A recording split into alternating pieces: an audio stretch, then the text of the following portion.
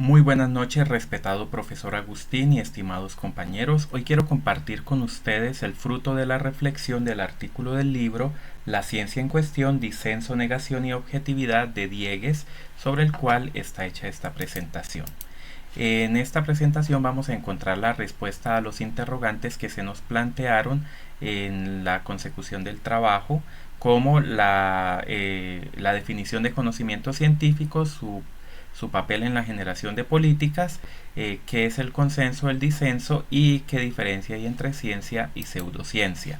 Al inicio del capítulo, el autor nos plantea el interrogante si debe existir un solo método para todas las ciencias sociales y nos muestra cuáles son los diferentes tipos de ciencia, como las ciencias empíricas y las ciencias formales, que teniendo en cuenta su objeto de estudio diferente, pues también deberían ser diferentes los métodos con que se abordan cada una de ellas.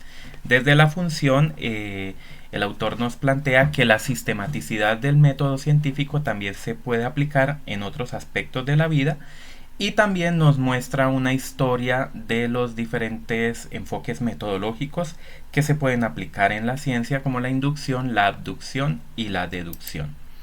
La primera pregunta que nos planteaba el trabajo es: ¿qué es el conocimiento científico? El autor nos habla de que es la capacidad para explicar los fenómenos que observamos y que permite la confrontación y el disenso, para poder depurar las teorías de errores y prejuicios y explicar la realidad de la manera más fiable posible.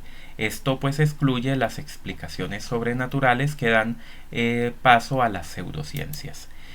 También el autor nos habla del papel que juega el conocimiento científico en la generación de políticas y nos dice que la ciencia no se enfoca en el deber ser, sino en el cómo es y en el por qué es así.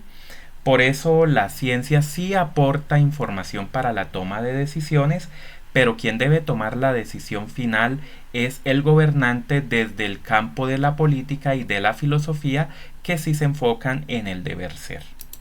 La siguiente pregunta que nos planteaba el trabajo es: ¿qué es el consenso? El consenso es precisamente todos esos acuerdos o principios teóricos que los diferentes científicos reúnen para poder aprobar una teoría o una explicación sobre un fenómeno.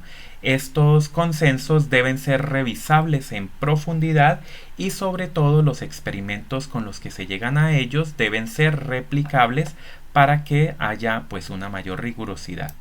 Precisamente también, atendiendo al consenso, también hablábamos del disenso, que es precisamente esa confrontación de ideas, hipótesis y propuestas explicativas que tienen el papel de permitir un pluralismo de ideas y de confrontación de teorías para que la ciencia no se estanque y pues el conocimiento sea cada vez más escalonado.